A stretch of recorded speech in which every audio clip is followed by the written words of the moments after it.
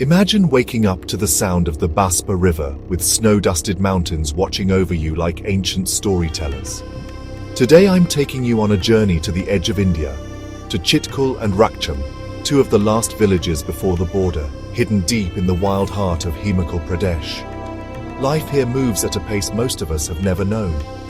In Chitkul, mornings start early, frost on rooftops, the air crisp enough to make your lungs tingle, and tiny plumes of smoke curling from wooden houses. The villagers, wrapped in bright shawls, gather in the lanes, sharing stories over steaming cups of chai. There's a sense of community here that feels almost untouched by time. Kids laugh as they chase each other around prayer flags, while elders tend to fields of golden buckwheat and barley. These crops are lifelines, and every harvest is celebrated like a festival.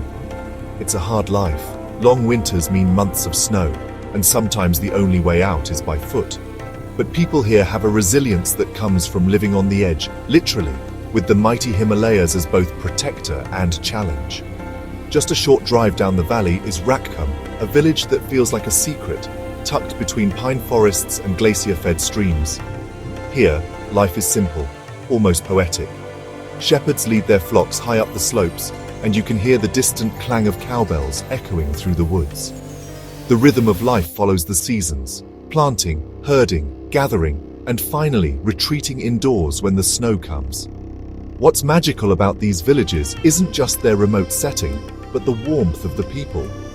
Doors are always open, and visitors are welcomed like family. There's an old-world hospitality here, homemade bread, local apples, and stories shared by the fireplace under star-filled skies. Staying in Chitkul or Rakchham, even for a few days, changes you. It reminds you that life doesn't need to be fast or complicated to be meaningful. Here, beauty isn't curated for Instagram. It's raw, real, and humbling.